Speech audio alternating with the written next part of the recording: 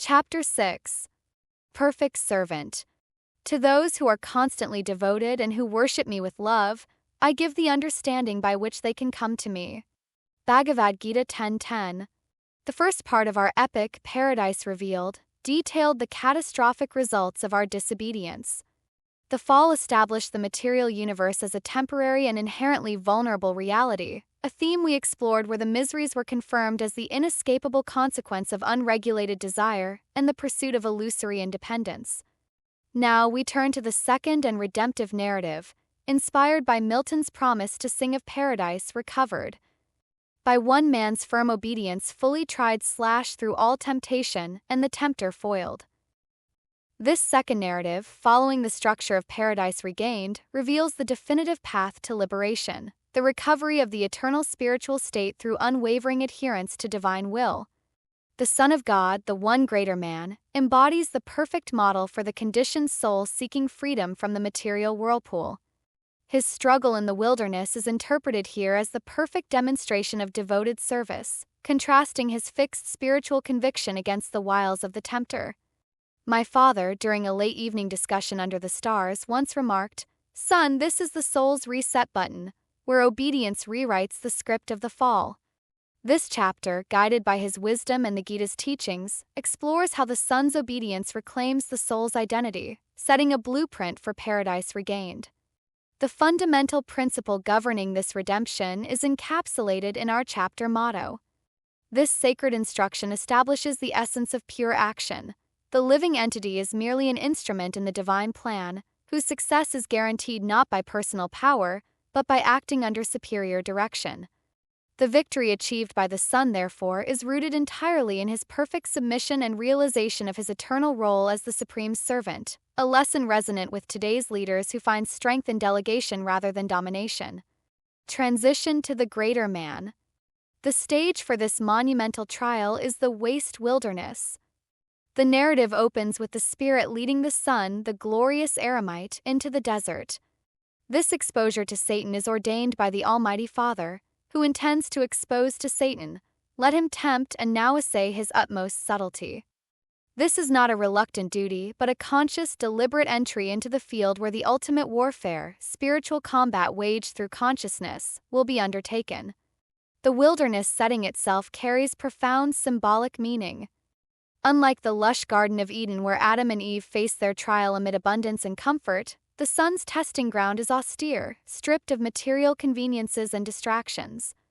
This barren landscape represents the spiritual seeker's need to transcend dependence on external circumstances for inner peace and strength. The wilderness becomes a crucible where the soul's true nature can emerge, unencumbered by material attachments. Satan's envy and false ego. Satan, the archenemy and artificer of fraud, immediately recognizes that this engagement represents a far other labor than the easy corruption of Adam. He is driven by overwhelming pride and envy, refusing to accept the hierarchy of heaven. His entire rebellion was based on the premise that he and his cohorts were God's equals, if in power and splendor less, in freedom equal. This refusal to accept the reality of the supreme controller is the very hallmark of the demonic mentality, a theme echoed in modern corporate environments where leaders reject oversight and accountability. This persistent delusion is the spiritual error defined in the Gita as false self-identification. It compels the conditioned soul to forget his eternal relationship with the divine, causing him to think, "I am the Lord of everything, I am the enjoyer, I am perfect, powerful, and happy. There is none so powerful and happy as I am." This ambition finds joy only in misery and leads the demonic to disregard all authority. Satan, in his defiance, attempts to reascend self-raised, but divine authority is absolute and inherent. The psychology of Satan's rebellion reveals universal patterns that manifest in human relationships, organizations, and societies. When individuals or groups reject legitimate authority based on pride or envy, they create chaos and suffering for themselves and others. This principle applies equally to family dynamics where children rebel against loving parental guidance, workplace situations where employees undermine effective leadership, or political contexts where citizens reject laws that serve the common good. Modern psychology recognizes similar patterns in narcissistic personality disorders, where individuals maintain grandiose self-images while being unable to accept criticism or acknowledge the legitimacy of external authority. The therapeutic challenge lies in helping such individuals recognize their interdependence with others and their need for humility and cooperation. Constitutional position of the soul. The sun's presence in the wilderness, ready to submit to trial, directly demonstrates the constitutional position of the living soul. The Gita defines the subject matters of knowledge as including the supreme controller and the controlled living entities. The souls are subordinate under all circumstances, and their eternal natural function is to serve the divine. My father often likened this to a musician in an orchestra. Each note serves the conductor's vision, not its own tune. This analogy illuminates a crucial spiritual principle. Individual fulfillment comes through harmonious participation in a greater purpose, not through assertion of independence. Just as a violin achieves its highest expression when played skillfully within a symphony, the individual soul finds its greatest joy and meaning through conscious cooperation with divine will. The sun perfectly embodies this role. Unlike Satan, whose actions spring from the delusion of independent sovereignty, the sun acts based on authority derived from heaven. This obedience aligns him with his true nature, fulfilling the function that Abdiel championed in Paradise Lost. Serving God is not servitude, but aligning oneself with nature's command, especially when the ruler is worthiest and excels them whom he governs. The sun thus establishes that the greatest glory lies in perfectly executing the divine will, not in self-aggrandizement, a principle relevant to today's volunteers who find purpose in serving communities. This understanding challenges contemporary cultural narratives that equate freedom with independence and self-assertion. True spiritual freedom, as demonstrated by the sun, comes through conscious alignment with divine purpose rather than rebellion against it. This paradox appears throughout spiritual traditions. We find ourselves by losing ourselves, we become free by accepting appropriate guidance, we discover our unique gifts by serving something greater than our narrow self-interests. Upon entering the desert, the sun is described as musing and much revolving in his breast how best the mighty work he might begin of Savior to mankind. This state of profound, fixed contemplation is the spiritual mastery that protects him from the approaching turmoil. Achieving deep focus. This resolute concentration is the state of steadfast consciousness. The Gita emphasizes that the steady focus of the mind upon the divine or devoted awareness is the highest form of spiritual practice. This is the process of transcending the darkness born of ignorance and attaining a transcendental state of focus. A person in this state, the introspective sage, is always indifferent to materialistic happiness and distress. He remains alert in the night of materialistic people, knowing that academic knowledge, scholarship, or high position are useless in solving the problems of life. This steadiness is the quality that makes an individual eligible for liberation. My father, during a family retreat, shared a story. I once saw a monk meditate through a storm, unmoved like the sun. That's steadfastness, a shield against chaos. In today's world, this mirrors mindfulness practitioners who find calm amid digital overload, a practice gaining traction in corporate wellness programs. Cultivation of steadfast consciousness requires understanding the difference between concentration and fixation. Concentration is flexible and responsive, like a skilled driver navigating traffic, fully alert and engaged while maintaining inner calm. Fixation, by contrast, is rigid and brittle, creating tension and eventual breakdown. The sun's contemplation represents true spiritual concentration, deeply focused yet peacefully receptive to divine guidance. Modern neuroscience validates ancient teachings about the benefits of sustained contemplative practice. Regular meditation literally rewires the brain, strengthening areas associated with attention regulation, emotional balance, and self-awareness while reducing activity in regions linked to anxiety and reactive thinking. These changes support the kind of inner stability that the sun demonstrates throughout his trials. Contrast with Arjuna's confusion.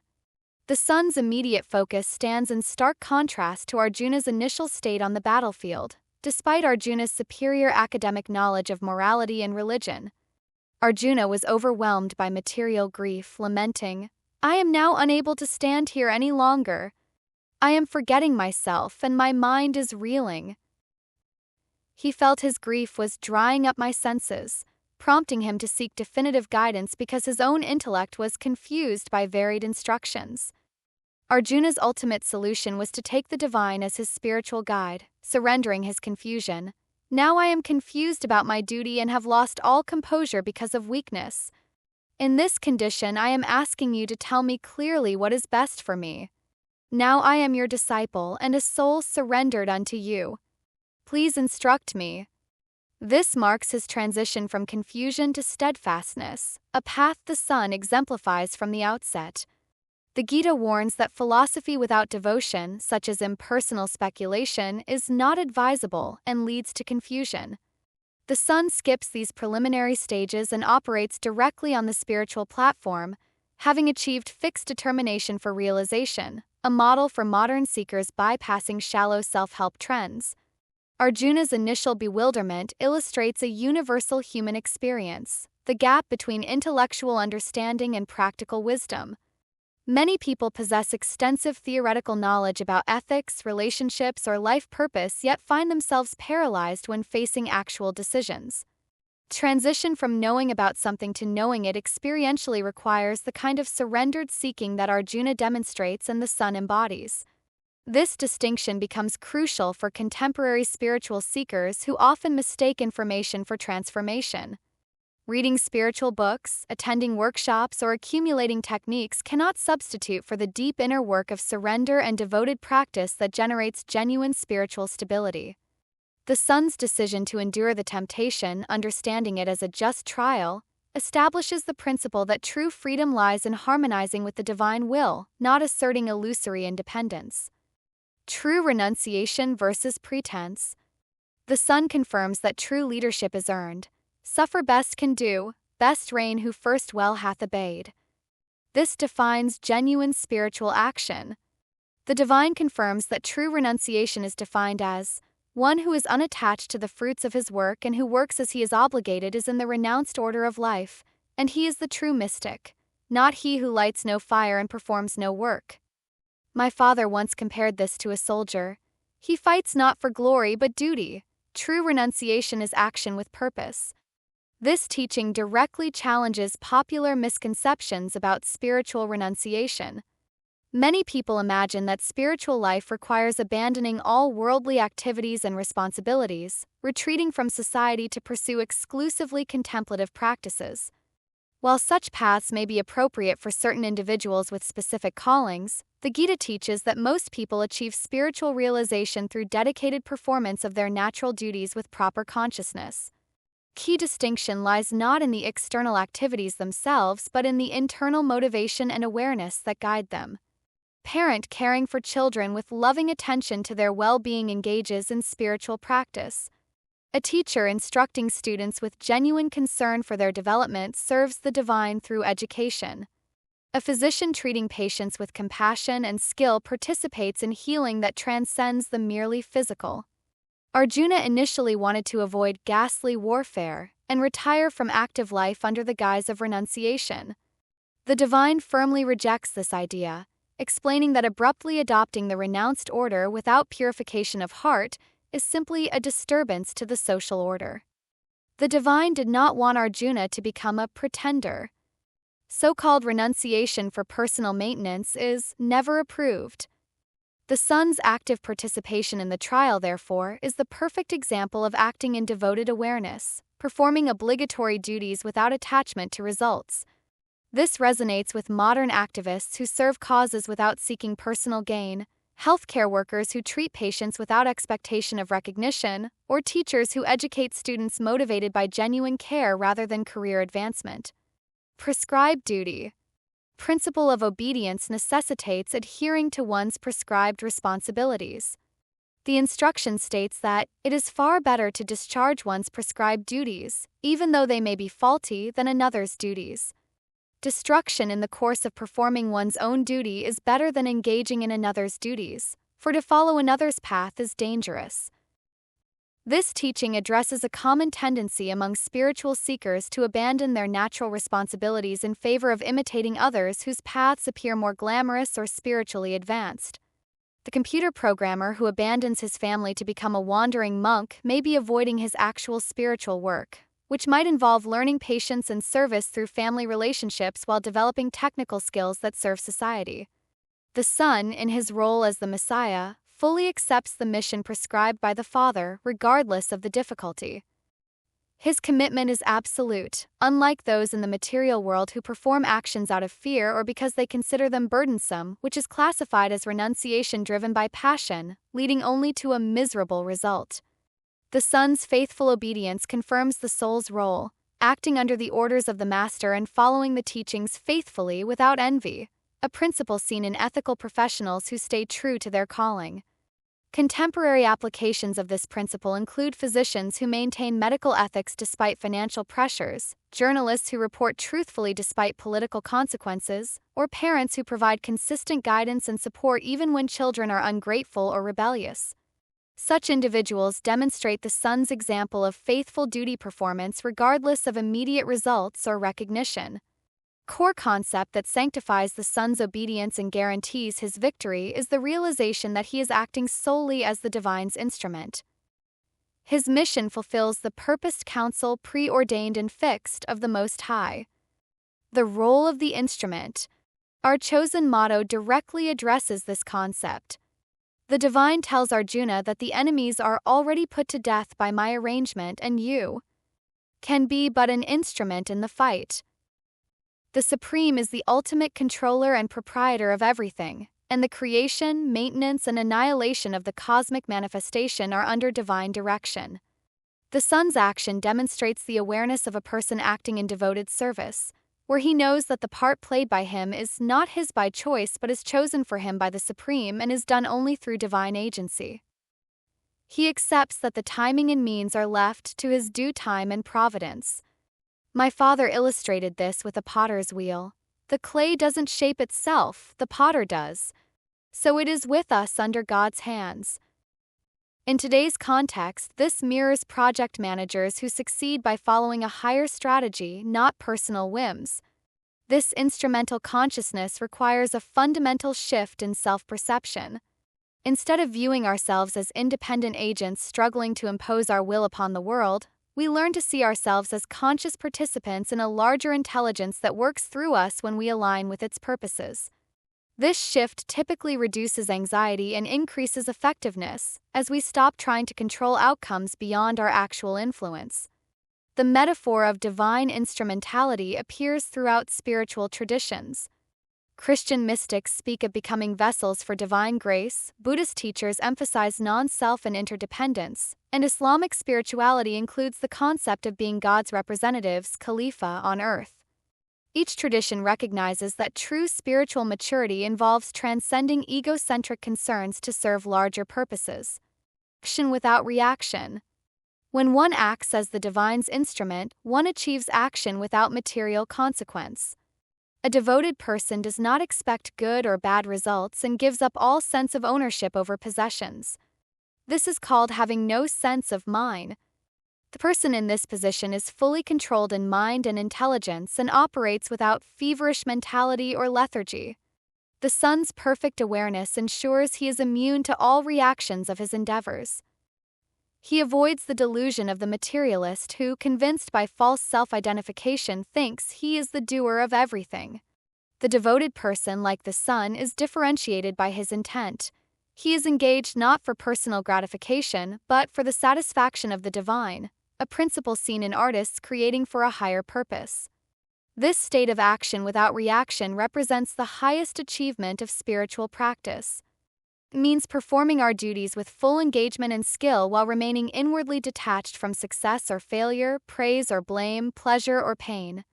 Such equanimity allows for greater effectiveness because decisions are made based on wisdom rather than emotional reactivity. Artists often experience glimpses of this consciousness when they become so absorbed in their creative work that the sense of separate selfhood temporarily dissolves. Athletes speak of being in the zone where peak performance happens effortlessly. Scientists describe moments of discovery when solutions emerge without forced thinking. These experiences point toward the constant state of inspired action that characterizes fully realized individuals. Following authorized direction. Acting as an instrument requires acting strictly under authorized guidance. Arjuna was acting under the direct instruction of the divine. For those today, divine guidance comes through a line of spiritual teachers from a qualified guide. The instruction is that one must act firmly and obey the representative of the divine, and one should accept the guidance of a qualified teacher as one's mission in life. If one acts according to divine directions and under the guidance of an authentic representative, the result will be the same as acting under divine personal presence. The Son's reliance on the will of the Father exemplifies this necessary acceptance of superior authority, rejecting the whims of independent action or the temptation to create rules against the principles of revealed teachings, a caution relevant to today's influencers peddling unverified advice. The principle of authorized guidance addresses a crucial challenge for contemporary spiritual seekers: how to distinguish authentic teaching from the countless self-appointed gurus, coaches, and experts who flood the marketplace with spiritual advice. The traditional criteria include demonstrated realization of the teachings they share, connection to established lineages of practice, consistency with time-tested scriptures and principles, and fruits of wisdom, compassion, and service in their lives. Authentic spiritual guides typically emphasize their students' development rather than their own glorification, point toward universal principles rather than their personal opinions, and demonstrate humility about their own limitations while maintaining clarity about essential teachings. They help students develop discrimination and independence rather than creating dependency relationships. The Son's example reveals that surrender to divine will is not passive submission but active cooperation with the highest intelligence and love. This surrender transforms both the individual consciousness and the quality of action performed in the world. Beyond personal motivation. When the Son accepts his mission in the wilderness, he demonstrates the shift from personal motivation to divine inspiration. Personal motivation, however well-intentioned, remains limited by individual perspective, knowledge, and capacity. Divine inspiration accesses unlimited wisdom, power, and love, enabling actions that serve the highest good of all beings involved. This transformation typically occurs gradually through spiritual practice. Initial motivations might include desire for peace, meaning, or relief from suffering, all legitimate starting points that gradually purify as practice deepens. Eventually, practitioners discover that their deepest fulfillment comes through serving purposes larger than personal satisfaction. Healthcare workers often experience this evolution. Many enter medical fields initially motivated by career security, social status, or general desire to help others. Through years of service, especially during challenging circumstances like pandemics or natural disasters, they may discover a calling that transcends personal considerations, finding meaning through alleviating suffering regardless of personal cost or recognition. Paradox of effortless action. The Son's trials demonstrate the paradox of effortless action that emerges from complete surrender. Though he faces genuine temptations and challenges, his responses flow naturally from his established spiritual consciousness rather than requiring forced effort or internal struggle. This represents the fruition of spiritual practice. Virtue becomes natural rather than effortful. Beginning practitioners often experience spiritual life as difficult work requiring constant vigilance against negative tendencies. While this stage serves important purposes, it points toward eventual spontaneous goodness that characterizes mature realization. The Son exemplifies this maturity. His responses to temptation arise from his nature rather than from moral effort. Athletes and artists frequently describe similar experiences where peak performance happens without strain or forced effort. Years of dedicated practice eventually yield moments of grace where skill expresses itself spontaneously. This serves as a metaphor for spiritual development, where continued practice eventually transforms consciousness itself rather than merely creating better behavioral habits. The Son's example provides practical guidance for modern individuals seeking to integrate spiritual consciousness into daily activities across all areas of life. Professional life. Viewing one's career as divine service rather than merely personal advancement transforms both the quality of work performed and the satisfaction derived from it. A teacher who sees education as sacred calling approaches students differently than one motivated primarily by salary or job security. A business owner who considers commerce as an opportunity to serve society's needs makes different decisions than one focused solely on profit maximization. This shift doesn't require abandoning practical considerations like financial planning or career development. Rather, it places these concerns within a larger context of service and meaning. Paradoxically, when people perform their work with genuine care for its beneficiaries rather than exclusive focus on personal gain, they often achieve greater success by conventional measures as well. Family relationships.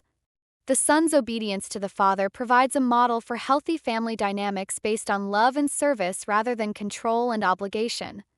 Parents who see their role as facilitating their children's highest development rather than imposing their own preferences create environments where young people can discover their authentic gifts and purposes.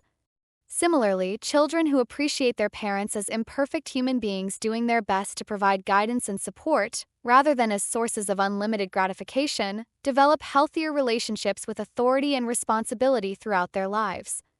Marriages benefit when partners view their relationship as an opportunity for mutual spiritual growth rather than primarily as an arrangement for personal happiness or security. This perspective doesn't eliminate the importance of compatibility, affection, and practical considerations, but it provides a foundation that can weather the inevitable challenges that arise in long-term partnerships. Community engagement. The instrumental consciousness naturally leads to increased community involvement and social service. When individuals recognize their interconnection with all life, they spontaneously seek ways to contribute to collective well-being rather than focusing exclusively on personal or family interests. This might manifest as volunteer work, political engagement, environmental activism, or countless other forms of service. The key element is motivation, action taken from recognition of unity rather than from guilt, social pressure, or desire for recognition produces more sustainable and effective results. Despite its benefits, the consciousness of divine instrumentality faces predictable obstacles that practitioners must understand and address skillfully. Fear of passivity. Many people resist surrendering to divine will because they fear it will make them passive or ineffective. This concern reflects misunderstanding of what surrender actually involves. True surrender increases rather than decreases the quality of action because it aligns individual effort with cosmic intelligence.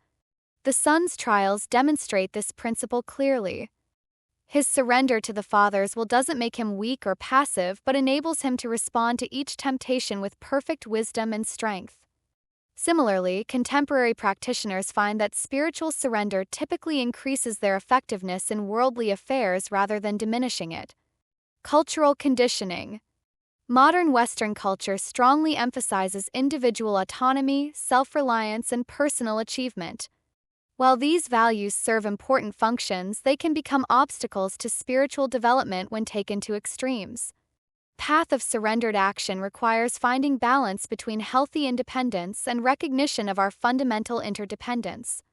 This cultural challenge appears particularly acute in professional environments that reward aggressive self-promotion, competitive attitudes, and exclusive focus on personal advancement. Integrating spiritual consciousness into such settings requires wisdom, patience, and often considerable courage to maintain authentic values while functioning effectively within existing systems. Spiritual pride. Ironically, spiritual practice itself can become a source of pride and separation if not approached with genuine humility. Practitioners may develop subtle superiority toward those who don't share their spiritual interests or achievements, defeating the very purpose of spiritual development, which is to recognize our fundamental unity with all beings. The son's example provides an antidote to spiritual pride through his consistent humility and service orientation. Despite his exalted spiritual realization, he never uses his attainment to diminish others or exempt himself from ordinary responsibilities. This balance between spiritual development and human compassion characterizes authentic realization. Conclusion. The son's immediate victory over the temptation of despair and rebellion in the wilderness establishes the fundamental blueprint for paradise regained. The living soul is redeemed only when they accept their eternal role as the obedient servant of the Supreme Divine. By perfectly demonstrating the constitutional position, maintaining steadfast consciousness, adhering to the imperative to obey, and acting solely as the divine instrument, the Son provides the pure knowledge required to achieve liberation from the bondage of personal actions. This devoted path, summarized in this chapter, ensures that even a little advancement on this path can protect one from the most dangerous type of fear, leading the sincere practitioner to be promoted to the stage of pure devoted awareness. The Son's perfect beginning in the waste wilderness guarantees his eventual triumph, setting the stage for the next phase of the trial, overcoming the gross material illusions of passion and greed. As my father often said, each step of obedience builds the bridge back home, a journey we will continue to explore. Practical implications of the Son's example extend into every area of human experience. Whether facing personal challenges, professional decisions, family responsibilities, or community service, the principles of surrendered action provide guidance for living with purpose, peace, and effectiveness. The wilderness that initially appears as a place of testing becomes transformed into a sanctuary of spiritual strength, demonstrating that any circumstance can become a means for spiritual growth when approached with the proper consciousness. This transformation from trial to triumph, from wilderness to sanctuary, from obedience to freedom, represents the universal spiritual journey available to every sincere seeker. The Son's path illuminates our own, showing that paradise regained is not a distant promise but a present possibility for all who choose the path of devoted service to the divine.